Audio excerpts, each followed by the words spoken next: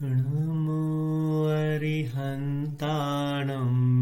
नमो सिद्धाणं नमो आयिर्याणं नमो उवज्झायाणं नमो लोय सव्वसाहूणम्। पंच परमेष्ठी भगवान की जय।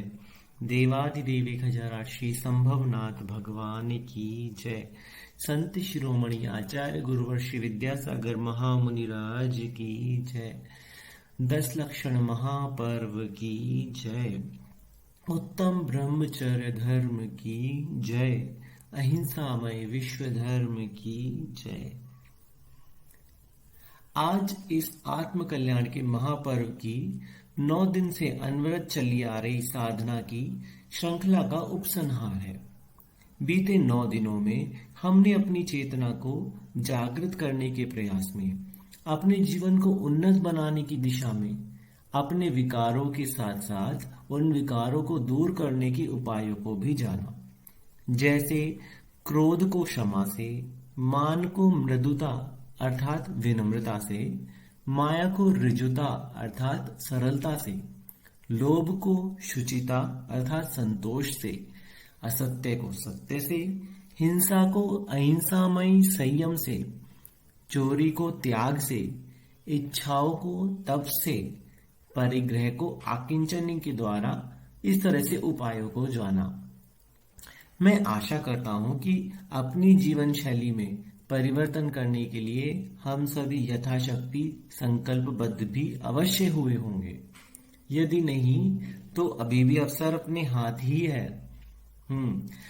आज हम इन सभी 9 धर्म के सारभूत उत्तम ब्रह्मचर्य के धर्म के बारे में, जो कि इन सभी 9 धर्मों का फल है, सार है, उसे संक्षेप में जानेंगे, समझेंगे और इसके माध्यम से यथासंभव अपने जीवन को उत्तम बनाने का प्रयास करेंगे।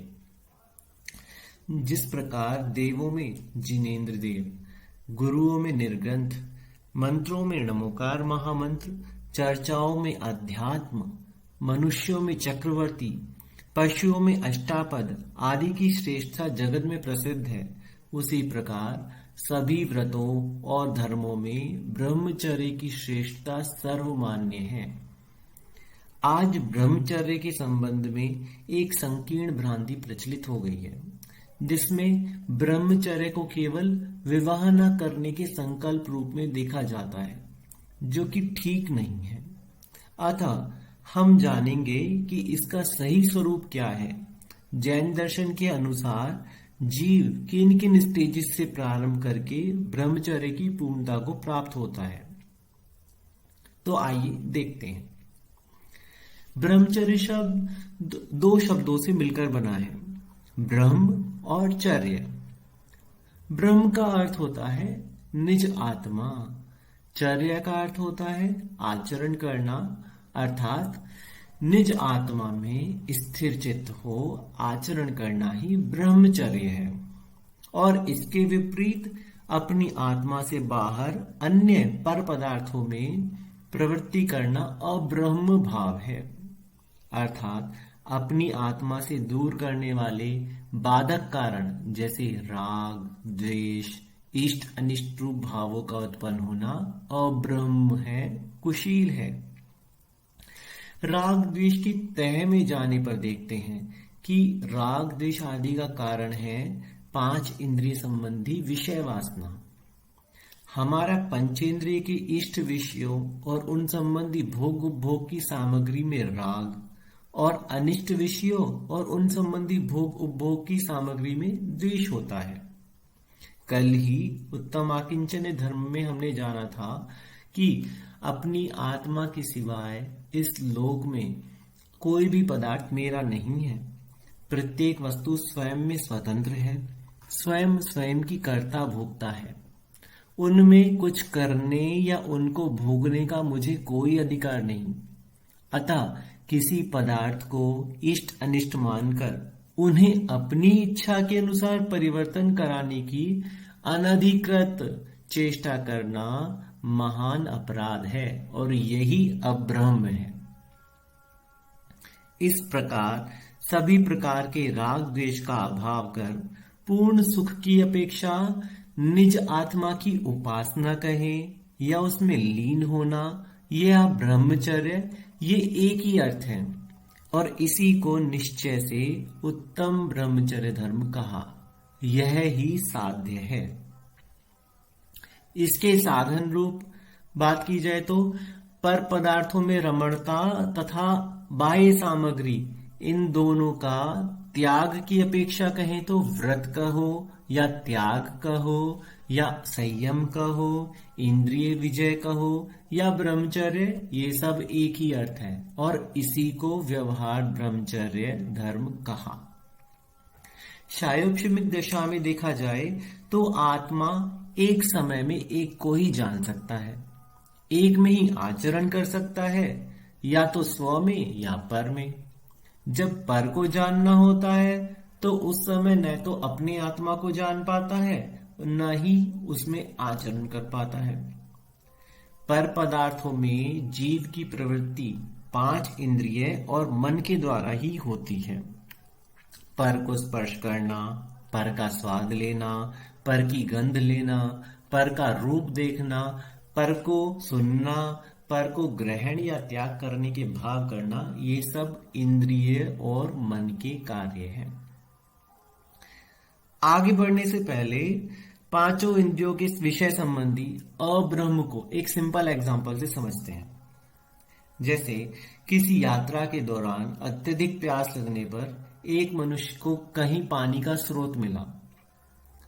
पानी मिलते ही स्पर्शनेंद्रिय की डिमांड हो गई कि भैया हमें तो ठंडा पानी चाहिए, तभी हमें अच्छा लगेगा। इस पर रसनेंद्रिय भी तुरंत लपलपा उठेगी कि मीठा होता तो क्या कहने। घ्राणेंद्रिय भी तुरंत सक्रिय होकर बोलेगी जल सुगंधित होता तो। चक्षु इंद्रिय की भी एक ही इच्छा रहती है कि पानी रंगीन शरबत जैसा होता तो अत्यंत तृप्ति होती। कर्णेंद्रिय से भी कहाँ रहा जाता है, उसे भी बढ़िया संगीत सुनने की इच्छा जाग उठती है। और तो और इन सब में मन भी अपनी ही कल्पनाओं में चला जाता है। अब विचार कीजिए, जो प्यास सामान्य जल के द्वारा पेट में शांत हो सकती थी, उसके लिए पंचेंद्रिय के प्रपंचों में फंसकर वह प्राणी पानी पीकर भी अतृप्त, असंतुष्ट रह जाता है। इसी तरह विलासिता की इच्छा में हम भी आवश्यकता की पूर्ति का संतोष भूल जाते हैं और राग द्वेष, इष्ट अनिष्ट के विकल्पों में उलझकर अपने साथ छल कर बैठते हैं। नेसेसिटी वर्सेस लग्जरी, इस खेल में ये पंच इंद्रिय हमें कब फंसा देती हैं पता ही नहीं चलता। आइए अब इन सब विषयों का क्रमिक त्याग किस प्रकार से साधन रूप ब्रह्मचर्य धर्म के क्रमिक विकास में ढलता है, इसे समझते हैं। सबसे पहले सप्त व्यसन के त्याग रूप ब्रह्मचर्य को जानते हैं, जिसमें दूसरे के धन आदि को हरने वाले जुआ खेलना और चोरी के व्यसन का त्याग है। दूसरे की स्त्री पुरुष से रमण करने वाले पर स्त्री गमन नाम के व्यसन का त्याग है। वित्त स्त्री अथवा वेश्या गमन का त्याग है। दूसरे के प्राणों को हरने वाले शिकार करने का त्याग, मांस त्याग, मदिरा त्याग, इस तरह इन 7 व्यसनों से छुड़ाया गया। यहाँ पर ध्यान देने वाली बात है कि जिन पर वस्तुओं पर लौकिक रूप से अपना कोई अधिकार नहीं है, उनमें आसक्ति और उनका ही यहाँ पर त्याग किया गया है। इस तरह यहाँ से ब्रह्मचर्य की आधार भूमि का प्रारंभ होता है। दूसरा चरण है पापों का स्थूल रूप से त्याग या कहें अणुव्रत रूप। यहाँ अपनी अधिकार में आने वाली पर वस्तु में आसक्ति घटाने रूप त्याग प्रवर्तता है। जैसे अपने संचित धन का दान आदि करना, अपने धन परिग्रह को सीमित कर शेष से आसक्ति हटाने रूप परिग्रह परिमाण व्रत, अपनी पत्नी या पति से भी अति आसक्ति का त्याग कर संयमित होने रूप ब्रह्मचर्य अनुव्रत, बिना दी हुई किसी भी वस्तु को स्वयं से ग्रहण नहीं करने रूप अचौर्य अनुव्रत, आदि आदि। अब तीसरे चरण में बढ़ते हैं। इस तीसरे चरण में आसक्ति को और घटाते हुए जीव प्रतिमा रूप ब्रह्मचर्य धर्म में प्रवेश करता है। यहां धीरे धीरे सामायिक के काल में अंतर मुहूर्त के लिए आत्म स्थिरता बनाते हुए पर वस्तु, पर संग, पर व्यवहार का त्याग करता है।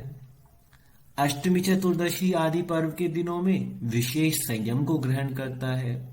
घर आदि को छोड़कर मंदिरों में, धर्मशालाओं में, निषिदिकाओं आदियों में चला जाता है रहने के लिए। यह त्याग की मात्रा पहले से इतनी अधिक बढ़ जाती है कि फिर अपनी पत्नी या पति से पूर्ण रूप से आसक्ति का त्याग कर ब्रह्मचर्य प्रतिमा धारण करता है। और तब जाकर कहें तो लौकिक में इस अवस्था में आकर वह लोगों द्वारा ब्रह्मचारी कहलाने लगता है। फिर भी अपनी संपत्ति और अधिक नहीं बढ़ाने का त्याग रूप आरंभ त्याग प्रतिमा धारण करता है। और आगे बढ़े तो सीमित किए हुए परिग्रह में आवश्यक रखकर शेष का त्याग कर परिग्रह त्याग प्रतिमा धारण करता है। तो इस तरह से पर वस्तु का अपने पास से संग जैसे जैसे करके धीरे धीरे उसको घटाता चला जाता है। चौथे चरण में आगे बढ़ते हैं तो जीव ऐलक क्षुल्लक दशा रूप में मात्र एक लंगोट और एक चादर अपने पास रखकर शेष सब पर पदार्थों का त्याग कर देता है। आगे बढ़ते हैं तो पांचवें चरण में अंतरंग और बहिरंग सभी प्रकार के पर पदार्थों का पूर्ण त्याग कर नग्न दिगंबर निर्गंध दशा धारण करता है। ब्रह्मचर्य महाव्रत धारण करता है। पंचेंद्रिय के विषयों में समता भाव धारण कर पंचेंद्रिय विजय मूल गुण को धारण करता है। शरीर से भी पराये जैसा व्यवहार हो जाता है। इस दशा में बाह्य में देखा जाता है कि अब लेश मात्र भी परिग्रहण आदि नहीं है और त्यागने को भी कुछ शेष नहीं है। तो वह जीव स्थूल दृष्टि से पूर्ण ब्रह्मचारी कहलाने लगता है। हालांकि उपरोक्त सभी त्याग के साथ साथ उस संबंधी अंतरंग विकल्पों का त्याग भी होता चला जा रहा था, परंतु सूक्ष्म दृष्टि से अंतरंग में कुछ विकल्प अभी भी शेष हैं, जिन्हें त्यागने के लिए वे महामुनि ध्यानस्थ होकर निर्विकल्प होने के लिए अगले छठे चरण में प्रवेश करते हैं। यहां तक यह सब व्यवहार ब्रह्मचर्य धर्म की चर्चा हुई। उपरोक्त सभी प्रवृत्तियां जब ख्याति, लाभ, पूजा से निरपेक्ष होकर अपने आत्म कल्याण की भावना से होती हैं, तो उत्तमता को प्राप्त हो उत्तम ब्रह्मचर्य धर्ममय हो जाती हैं। सातवें चरण में ध्यान की निर्विकल्पता को प्राप्त कर वे योगी पूर्वकृत कर्मों के शेष संस्कारों को भी शीघ्र ही पृथक कर पूर्ण निर्विकल्प सहज स्वभाव रूप अरहंत अवस्था को प्राप्त हो जाते हैं। यहाँ राग, द्वेष, मोह का पूर्ण अभाव हो जाता है और अगर कुछ शेष मात्र है तो वह है जली हुई रस्सी के समान 4 आघातीय कर्म।